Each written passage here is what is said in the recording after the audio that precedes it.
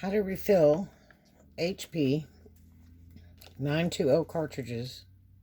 This one's yellow. This one has chip in it. The little chip thing, don't touch it. And then up here, there's an indenture. That is an air hole. You don't need that. If you want to drill a new hole, you can move back and drill a little hole. But really, this is the best way to do it without screwballing the chip up too bad.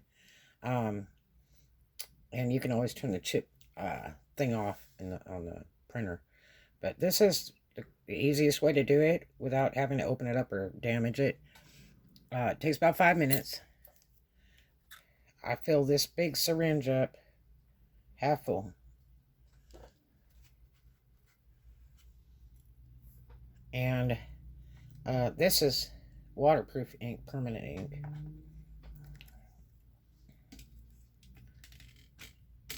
Let's see if I can zoom in here a little. And all I do is lean against something. And you put a drop in at a time.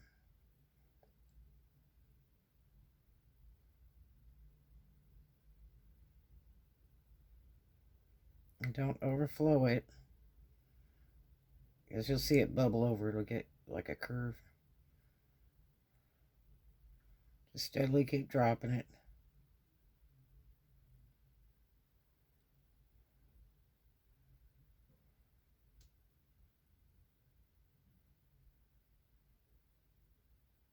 Once it starts accepting, it'll start going pretty fast.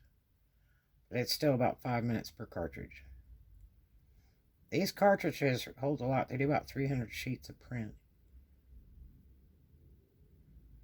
But they're expensive. And you don't have to have a chip resetter. Some of these printers you can have a chip resetter. And it may come up as a used cartridge. Just hit OK. And it should still run it. But you really want to let it settle for a couple hours. And then try to test print your pages. And then you can run it through the cleaning like 3 times, but you'll have to still let it sit 2 more hours before it totally settles. A lot of times I'll ink my printer and then don't use it till tomorrow. Because it just doesn't want to run till the ink settles. If you're real lucky, you get it to run. But try to keep them full, because once they dry out, they act really bad. It's really hard to get them cleaned. And these are chip cartridges. I've never had chip cartridges before, but you don't want to get those wet or anything, so you be really careful. No magnets. Don't get any magnets around them.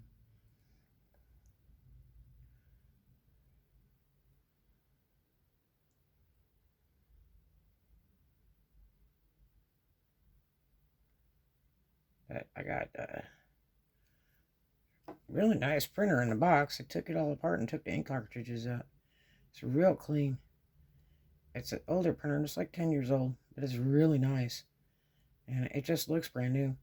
And I just got done wiping it down. And these were the cartridges. They were in a Ziploc bag.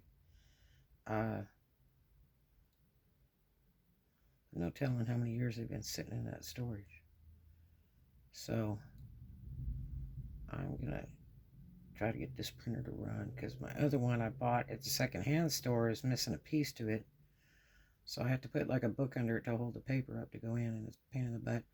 Plus it's kind of haunted. It like sometimes it removes like 1 or 2 lines from the document. It's really strange. So I'll try to get this one running. But it might take a day or 2 for the ink to settle in. I filled these and I've turned them over to sit on this part. Don't touch the chip thing or anything. Don't hit it on metal or anything like that. Don't drop it. Maybe I'll buy new ones. Now, there's a company that makes totally clear containers that you can see through and everything, because there's actually two chambers in here. There's a sponge chamber and an empty chamber. But, this one's going in the sponge side. This is the actual print head thing.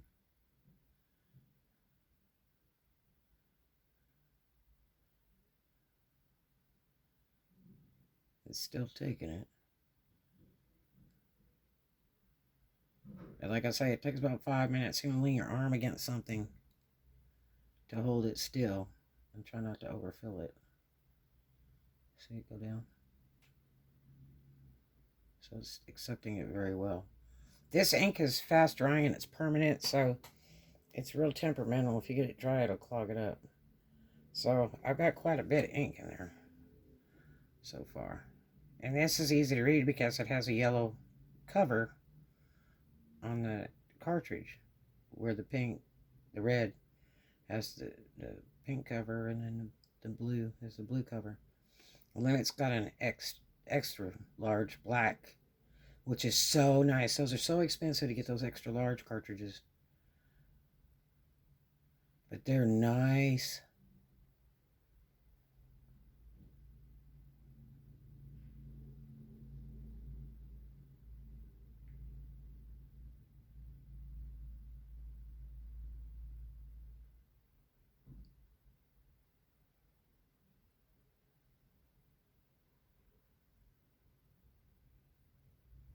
But this is about the best foolproof way to, without having to buy new cartridges and re-chip them and all that.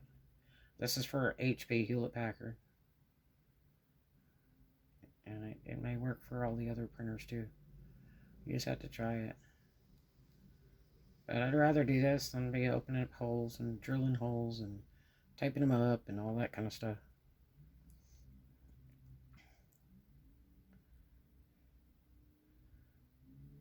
And these are going to have a little air pocket in them because the air hole's covered, so this one's almost full. It's slowing down a lot. So, you know, that's going to happen till the ink settles, because the air hole's covered up on the other side. That one looks like it's about finished. So, we used quite a bit. I filled it to half, which is about here. Actually, here.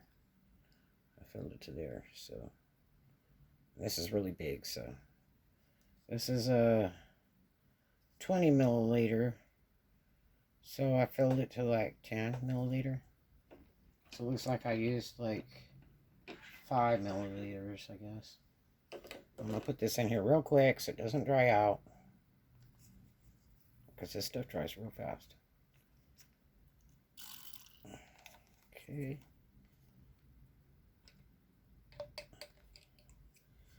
And then I'm gonna lay this down. Okay, it finally sucked that last bit up in the hole. Okay.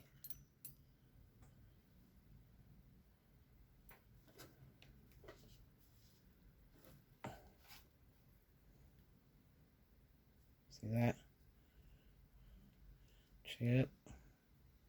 Chip is there. That's the hole we fill. Okay, and then you turn it over to get any excess, which this one's filled exactly perfect. Okay. And then we'll do the next one. I'll show you this big XL cartridge. It's pretty cool.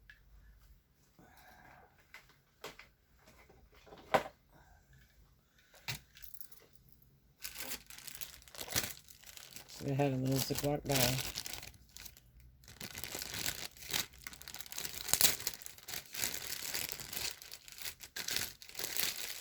I put tape over there too, I guess, to keep it from leaking. It's like packing tape.